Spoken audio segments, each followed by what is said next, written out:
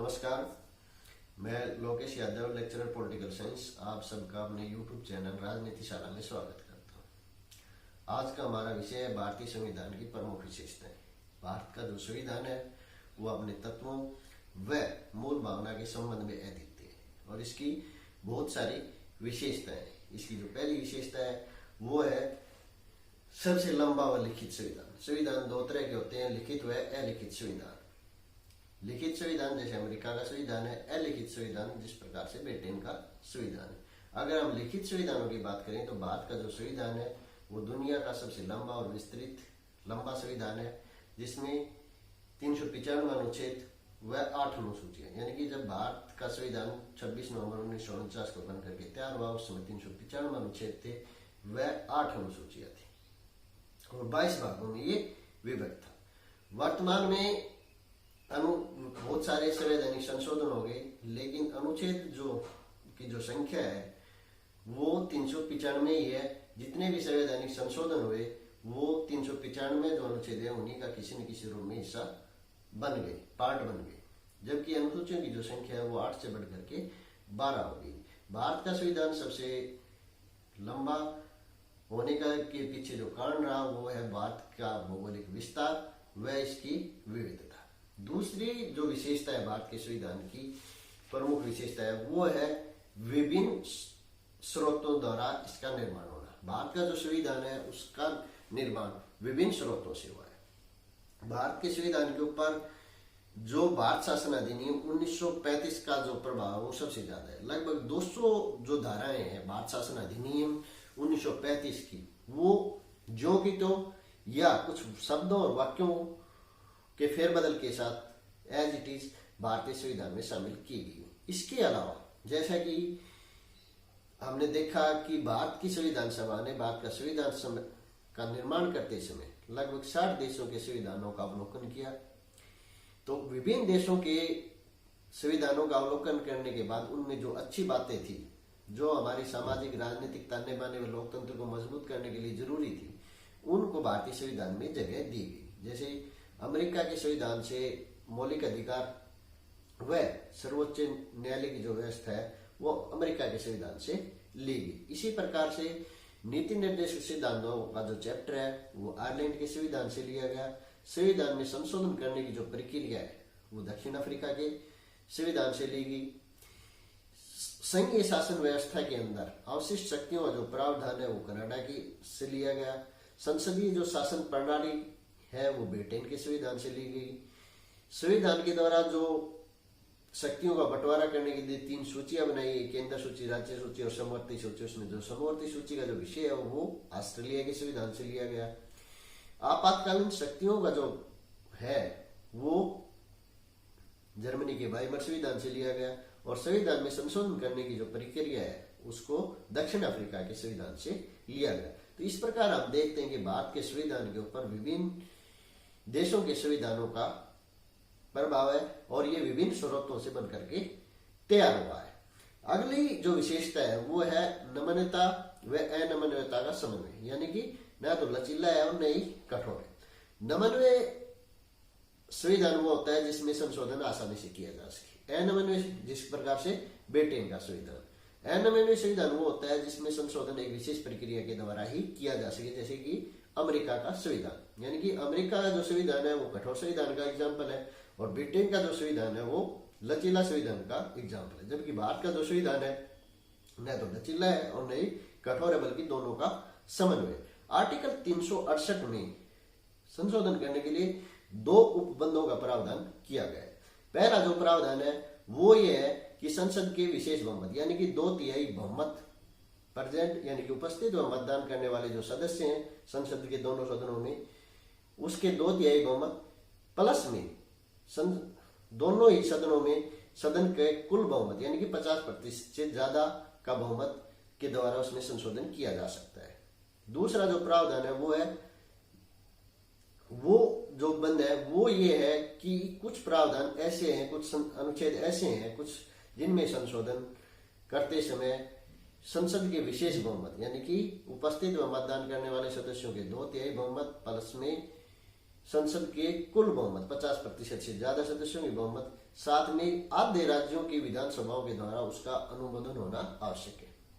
और तीसरी जो प्रक्रिया है वो है सामान्य कानून बनाने की जो प्रक्रिया है, विधायी जो प्रक्रिया है, उसके द्वारा संशोधन, जिसका आर्टिकल 368 में उल्लेख नहीं किया गया है। तो इस प्रकार हम देखें तो कुछ प्रावधानों में संशोधन करने के लिए आधे राज्यों की विधानसभाओं की का अनुमोदन आवश्यक है, कुछ में 2/3 बहुमत की आवश्यकता है, और कुछ सामान्य प्रक्रिया के द्वारा सामान्य कानून बनाने या विधान बनाने की जो प्रक्रिया है उसके द्वारा संशोधन किया जा सकता है। ये चीजें ये दर्शाती हैं कि भारत का संविधान न तो लचीला है और न ही कठोर है।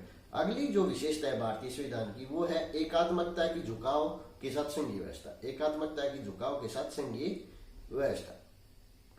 भारत का संविधान संघीय सरकार की स्थापना करता है। इसमें संघ की सभी लक्षण विद्यमान है। जैसे 2 प्रकार की सरकार, संविधान के द्वारा शक्तियों का बंटवारा, स्वतंत्र और निष्पक्ष न्यायपालिका की व्यवस्था होना, इसके साथ साथ संविधान की सर्वोच्चता, स्वतंत्र और जो संसद है उसमें 2 सदन होना, ये सब संघीय शासन व्यवस्था के लक्षण। इसके साथ साथ एकात्मकता के लक्षण भी इसमें दिए गए, जैसे शक्तिशाली केंद्र का होना, एक नागरिकता का प्रावधान होना, एकीकृत न्यायपालिका का होना, उसके साथ साथ पूरे देश के अंदर इसके साथ साथ एकीकृत न्यायपालिका केंद्र द्वारा राज्यपालों की नियुक्ति करना, वह अखिल भारतीय सेवाओं का जो प्रावधान है, ये एकात्मकता को दर्शाते हैं। इन सारी बातों को अगर देखें तो ये दिखाता है कि संघीय शासन व्यवस्था का झुकाव एकात्मकता की ओर है। हालांकि फिर भी संविधान में कहीं भी संघीय शब्द का इस्तेमाल नहीं किया गया। आर्टिकल 1 में अनुच्छेद 1 में स्पष्ट कहा गया है कि भारत राज्यों का संघ है। इसके 2 अभिप्राय। पहला ये कि भारत का जो संघ है वो किसी समझौते पर आधारित नहीं है। दूसरा, राज्यों को संघ से अलग होने का अधिकार प्राप्त नहीं है, यानी कि राज्य जो है वो संघ से अलग नहीं हो सकते। इसी वजह से भारतीय संविधान को विभिन्न विद्वानों ने अलग अलग रूप से परिभाषित किया है। केसी वेयर इसे अर्ध संघ कहते हैं, मॉरिस जोन्स जो है वो इसको सौदेबाजी का संघ कहते हैं, ग्रेनविन ऑस्टिन जो है वो इसको सहकारी संघवाद की परिभाषा देते हैं।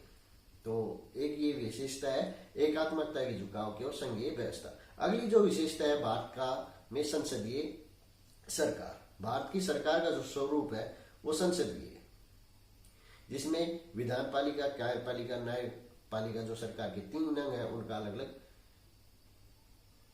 बंटवारा है। साथ में विधायिका और कार्यपालिका के बीच में समन्वय, जबकि अध्यक्षात्मक शासन प्रणाली में विधायिका और कार्यपालिका के जो कार्य हैं उनमें समन्वय नहीं होता, उनमें अलग अलग बंटवारा होता है। भारत की जो संसदीय प्रणाली है ये बड़े पैमाने पर ब्रिटिश शासन प्रणाली पर आधारित है, लेकिन कुछ मायनों में ब्रिटिश शासन प्रणाली से भिन्न भी है। कि भिन्न कैसे है कि भारतीय जो संसद है वो ब्रिटिश संसद की तरह संप्रभु नहीं है। दूसरी जो डिफरेंस है वो ये है कि भारत ये जो है भारत का जो प्रधान है, राष्ट्र का जो प्रमुख है वो निर्वाचित है, यानी कि गणतंत्र है, जबकि ब्रिटेन का जो राष्ट्र प्रमुख है वो निर्वाचित नहीं है बल्कि वो एक वंश परंपरा पर आधारित है। कहने का अभिप्राय ये है कि भारत में लोकतंत्र भी है और गणतंत्र भी है, जबकि ब्रिटेन के अंदर सिर्फ लोकतंत्र है, गणतंत्र नहीं है, राजशाही है। फिर भी संसदीय व्यवस्था चाहे भारत की हो चाहे ब्रिटेन की हो, इसको मुख्य रूप से प्रधानमंत्री सरकार के नाम से भी जाना जाता है। एक ये विशेषता है। अगली है संसदीय संप्रभुता। संसदीय संप्रभुता और न्यायिक सर्वोच्चता के बीच में संबंध है। संसदीय जो संप्रभुता है वो ब्रिटेन से संबंध रखती है, जबकि न्यायिक जो सर्वोच्चता का जो सिद्धांत है वो अमेरिका से संबंध रखता है। भारत में दोनों का जो समन्वय है उसको लेकर के चला गया है। जिस प्रकार भारतीय संसदीय प्रणाली ब्रिटिश संसदीय प्रणाली से भिन्न है, उसी प्रकार से भारत में सर्वोच्च न्यायालय की न्यायिक समीक्षा करने की जो शक्ति है, भारत में सर्वोच्च न्यायालय की जो न्यायिक समीक्षा करने की जो शक्ति है वो अमेरिका से कम है। अमेरिका में के संविधान में विधि की नियत प्रक्रिया का प्रावधान है, विधि की नियत प्रक्रिया का प्रावधान है, जबकि भारत में विधि द्वारा जो स्थापित प्रक्रिया है उसका प्रावधान है आर्टिकल 21 में। इस प्रकार से जो न्यायिक समीक्षा की जो शक्ति है वो अमेरिका के सर्वोच्च न्यायालय से कम है।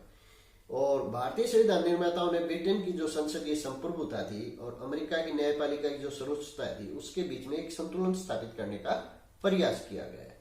किस प्रकार से कि जहां सर्वोच्च न्यायालय अपनी न्यायिक समीक्षा की शक्ति के द्वारा किसी भी संसदीय कानून को असंवैधानिक होने की घोषित करने की शक्ति रखता है, वहीं संसद संविधान के किसी भी भाग में संवैधानिक शक्तियों का इस्तेमाल करके संशोधन करने की शक्ति भी उसे प्राप्त है। अगला है एकीकृत व स्वतंत्र न्यायपालिका। भारत में एकीकृत व स्वतंत्र न्यायपालिका का प्रावधान किया गया है, यानी कि भारत की जो न्याय प्रणाली है, न्यायपालिका है, वो पिरामिड आकार में, जिसके शीर्ष पर सर्वोच्च न्यायालय, फिर राज्यों में राज्यों के न्यायालय और उसके बाद उनके अधीनस्थ न्यायालय यानी कि जिला के न्यायालय और उसके अधीनस्थ न्यायालय, ये प्रक्रिया है। तो संसदीय जितने भी कानून है, राज्यों के कानून है, वो एक पिरामिड आकार में चलते हैं। संसद जो शीर्ष पर जो सर्वोच्च न्यायालय है उसको मौलिक अधिकारों व संविधान का संरक्षक माना गया है, यानी कि संविधान को अगर कोई गारंटी देता है, फंडामेंटल राइट्स को कोई गारंटी देता है, तो वो सर्वोच्च न्यायालय, यानी कि एकीकृत न्यायपालिका का जो प्रावधान किया गया है। अगला जो विशेषता है वो है मौलिक अधिकार। भारत का जो मूल संविधान था उसमें 7 मौलिक अधिकारों का प्रावधान किया गया था। वर्तमान में 6 मौलिक अधिकार है। आर्टिकल 14 से 18 तक समानता का अधिकार, आर्टिकल 19 से लेकर के 22 तक स्वतंत्रता का अधिकार, आर्टिकल 23-24 शोषण के विरुद्ध अधिकार, आर्टिकल 25-28 धार्मिक स्वतंत्रता का अधिकार, आर्टिकल 29-30 सांस्कृतिक व शिक्षा का अधिकार और आर्टिकल 32 संवैधानिक उपचारों का अधिकार। सुप्रीम कोर्ट जो है, सर्वोच्च न्यायालय जो है वो और उच्च न्यायालय, वो मौलिक अधिकारों के संरक्षक है, गारंटी प्रदान करते हैं मौलिक अधिकारों को। सर्वोच्च न्यायालय आर्टिकल 32 के तहत और उच्च न्यायालय आर्टिकल 226 के तहत, आर्टिकल 226 के तहत 5 तरह की रीट जारी करने का उन्हें अधिकार दिया गया है। वो 5 तरह की रीट कौन कौन सी है? अधिकार परीक्षा, परमादेश, प्रतिषेध, उत्प्रेषण और बंदी प्रत्यक्षीकरण, ये 5 तरह की रीट जारी करने का अधिकार दिया गया है। अगली जो विशेषता है वो है राज्य के नीति निर्देशक सिद्धांत। भारतीय संविधान के भाग 4 में राज्य के नीति निर्देशक सिद्धांतों का प्रावधान किया गया है। राज्य के जो नीति निर्देशक सिद्धांत है वो भारत में सामाजिक और आर्थिक जो लोकतंत्र है उसको मजबूत करने के लिए और भारत को एक लोक कल्याणकारी राज्य बनाने के लिए इनका प्रावधान किया गया है। ये हालांकि मौलिक अधिकारों की तरह कानून के रूप में लागू नहीं किया जा सकता, लेकिन संविधान में कहा गया है कि देश की शासन व्यवस्था में ये सिद्धांत, देश की शासन व्यवस्था में ये जो सिद्धांत है ये मौलिक है और देश की जिम्मेदारी है कि कानून बनाते समय, देश की जिम्मेदारी है कि कानून बनाते समय नीति निर्देशक जो सिद्धांत दिए गए हैं उनको ध्यान में रखे, उनका पालना करें। यानी कि देश के लिए अगर कोई कानून बनाया जा रहा है तो वो नीति निर्देशक जो सिद्धांत है उनको ध्यान में रख करके बनाए जाए, जिससे कि लोक कल्याणकारी राज्य की स्थापना हो सके। 1980 में मिनर्वा मिल्स जो मामला था उसमें सर्वोच्च न्यायालय ने कहा कि भारतीय संविधान की जो नींव है, भारतीय संविधान की नींव मौलिक अधिकारों और नीति निर्देशक सिद्धांतों के संतुलन के ऊपर रखी गई है। 1980 में मिनर्वा मिल्स मामले में सर्वोच्च न्यायालय ने टिप्पणी की, ये कहा कि भारतीय संविधान की जो नींव है मौलिक अधिकारों व नीति निर्देशक सिद्धांतों के संतुलन के ऊपर रखी गई। अगला है मौलिक कर्तव्य। मूल जो संविधान था उसमें मौलिक कर्तव्यों का कोई उल्लेख नहीं था। भारतीय संविधान में 1976 में 42वें संवैधानिक संशोधन के द्वारा स्वर्ण सिंह समिति की सिफारिश के ऊपर 10 मौलिक कर्तव्यों को भारतीय संविधान में शामिल किया गया और 2002 में 86वें संवैधानिक संशोधन के द्वारा एक शिक्षा का मौलिक कर्तव्य और उसमें जोड़ दिया गया। इस प्रकार से वर्तमान में भारतीय संविधान में 11 मौलिक कर्तव्य दिए गए। मौलिक कर्तव्य नागरिकों को ये याद दिलाते हैं कि अपने मौलिक अधिकारों का इस्तेमाल करते समय उन्हें ये याद रखना चाहिए कि देश, समाज व नागरिकों के प्रति उनकी कुछ जिम्मेवारियां भी है। मौलिक कर्तव्य क्या करते हैं? मौलिक कर्तव्य नागरिकों को याद दिलाते हैं कि मौलिक अधिकारों का इस्तेमाल करते समय उन्हें याद रखना चाहिए कि अपने समाज, देश और नागरिकों के प्रति उनकी कुछ जिम्मेवारियां भी हैं और उनका निर्वाह उन्हें करना चाहिए। अगला है एक धर्मनिरपेक्ष राज्य। भारत का संविधान भारत को एक धर्मनिरपेक्ष राज्य बताते हैं। हालांकि विशेष कोई प्रावधान नहीं दिया गया है, लेकिन बहुत से ऐसे अनुच्छेद हैं जो धर्मनिरपेक्षता को परिभाषित करते हैं। जैसे कि 1976 में 42वें संवैधानिक संशोधन के द्वारा भारत के संविधान की प्रस्तावना में धर्मनिरपेक्ष शब्द जोड़ा गया। इस प्रकार से आर्टिकल 15, आर्टिकल 14, आर्टिकल 25 से 28 धार्मिक स्वतंत्रता का अधिकार, आर्टिकल 29 से 30 सांस्कृतिक व शिक्षा का अधिकार दिया गया है। ये बहुत से ऐसे प्रावधान हैं जो भारत को एक धर्मनिरपेक्ष राज्य घोषित कर देंगे कि भारत सरकार का अपना कोई धर्म नहीं है, सभी धर्मों को समान संरक्षण प्राप्त है। अगली जो विशेषता है वो सार्वभौमिक वयस्क मताधिकार। भारत के संविधान में राज्य विधानसभाओं व संसद के चुनाव में सार्वभौमिक वयस्क मताधिकार का प्रावधान किया गया है। यानी कि जिस भी व्यक्ति की जिसने भी 18 वर्ष की आयु प्राप्त कर ली, वो बिना धर्म, जाति, लिंग, साक्षरता, संपदा के भेदभाव के बिना वोट देने का अधिकार उसे प्राप्त है, अपने प्रतिनिधि चुनने का उसे अधिकार प्राप्त है। 1989 में 61वें संवैधानिक संशोधन के द्वारा मतदान की जो आयु थी उसको 21 वर्ष से घटा करके 18 वर्ष कर दिया गया। अगली जो विशेषता है वो है एकल नागरिकता। भारत के अंदर एकल नागरिकता का प्रावधान किया गया। अगर हम अमेरिका की बात करें तो अमेरिका में दोहरी नागरिकता है, देश की नागरिकता अलग से है और राज्यों की नागरिकता अलग से है। जबकि भारत में ऐसा कोई प्रावधान नहीं है, राज्यों की कोई नागरिकता नहीं है। भारत में एक ही नागरिकता है, वो है भारतीय होना, भारतीयता की नागरिकता। यानी कि एकल नागरिकता का प्रावधान भारत के अंदर किया गया है। अगली जो भारतीय संविधान की विशेषता है वो है स्वतंत्र निकाय। भारतीय लोकतंत्र को भारतीय मजबूत करने के लिए, भारतीय संविधान को संरक्षित करने के लिए कुछ संविधान के द्वारा स्वतंत्र निकायों की घोषणा भी की गई है। जैसे कि आर्टिकल 324 के द्वारा स्वतंत्र और निष्पक्ष चुनाव कराने की जिम्मेदारी चुनाव आयोग को सौंपी गई है, जो संसद, राज्य विधानसभा, राज्य विधानमंडल, राष्ट्रपति, उपराष्ट्रपति के चुनाव का संचालन, निर्देशन व नियंत्रण करता है और स्वतंत्र और निष्पक्ष रूप से पूरे भारत में चुनाव कराने की जिम्मेवारी सौंपी गई है। इसी प्रकार से आर्टिकल 148 में केंद्र व राज्य सरकारों के लेखाओं की जांच करने के लिए नियंत्रण व महालेखा परीक्षक का प्रावधान किया गया है, जो सरकार द्वारा किए जाने वाले खर्चों की वैधानिकता की जांच करता है, उसके ऊपर अपनी टिप्पणी देने का कार्य करता है। इसी प्रकार से आर्टिकल 315 से लेकर 323 तक संघ लोक सेवा आयोग और राज्य लोक सेवा आयोग का प्रावधान किया गया है। आर्टिकल 315 से 323 तक संघ लोक सेवा आयोग का जो प्रावधान किया गया है, वो जो प्रावधान है संघ लोक सेवा आयोग, उसका जो कार्य है वो अखिल भारतीय सेवाएं, जो 3 प्रकार की अखिल भारतीय सेवाएं, भारतीय प्रशासनिक सेवा, भारतीय पुलिस सेवा और भारतीय वन सेवा, इसके अतिरिक्त केंद्रीय जो सेवा है उनके लिए लिखित परीक्षा का आयोजन करना व अनुशासनात्मक मामलों में राष्ट्रपति को सलाह देने का कार्य करता है। इसी प्रकार से राज्यों में राज्य सेवाओं के लिए भर्ती करने के लिए, परीक्षाओं का आयोजन करने के लिए व राज्यपाल को अनुशासनात्मक सलाह देने के लिए राज्य सेवाओं का भी प्रावधान किया गया है। यानी कि डेमोक्रेसी को, लोकतंत्र को ज्यादा मजबूत बनाने के लिए, उसकी सुरक्षा के लिए भारतीय संविधान के अंदर कुछ संवैधानिक संस्थाओं, संवैधानिक निकायों का प्रावधान भी किया गया है। अगली जो विशेषता है भारतीय संविधान की वो है आपातकालीन प्रावधान। भारत में आपातकालीन स्थिति से निपटने के लिए भारत के राष्ट्रपति को 3 तरह की आपातकालीन शक्तियां प्रदान की गई। आर्टिकल पहला है राष्ट्रीय आपातकाल। आर्टिकल 352 के तहत युद्ध, आक्रमण व सशस्त्र विद्रोह होने की स्थिति में आर्टिकल 352 के तहत पूरे देश के अंदर या देश के किसी हिस्से के अंदर राष्ट्रीय आपातकाल की घोषणा राष्ट्रपति के द्वारा की जा सकती है। इसी प्रकार से आर्टिकल 356 के तहत राज्यों के अंदर अगर संवैधानिक तंत्र विफल हो जाता है तो राज्य के अंदर राष्ट्रपति शासन लगाया जा सकता है। इसी में आर्टिकल 365 के तहत केंद्र के निर्देशों की अनुपालना न करने के ऊपर राज्यों के अंदर राष्ट्रपति शासन लगाया जा सकता है, आर्टिकल 365 के तहत। और तीसरी जो शक्ति है वो है वित्तीय आपातकाल, आर्टिकल 360 के तहत।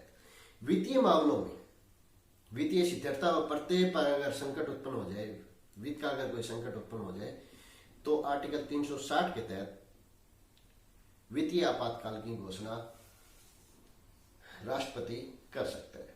तो इस प्रकार से इन विशेषताओं को देखें तो भारत का जो संविधान है वो अपने आप में एक अद्भुत, अद्वितीय व एक जीवंत दस्तावेज है। तो ये थी भारतीय संविधान की विशेषताएं। उम्मीद करता हूं आपको अच्छे समझ में आई होंगी। आप सबका बहुत बहुत धन्यवाद।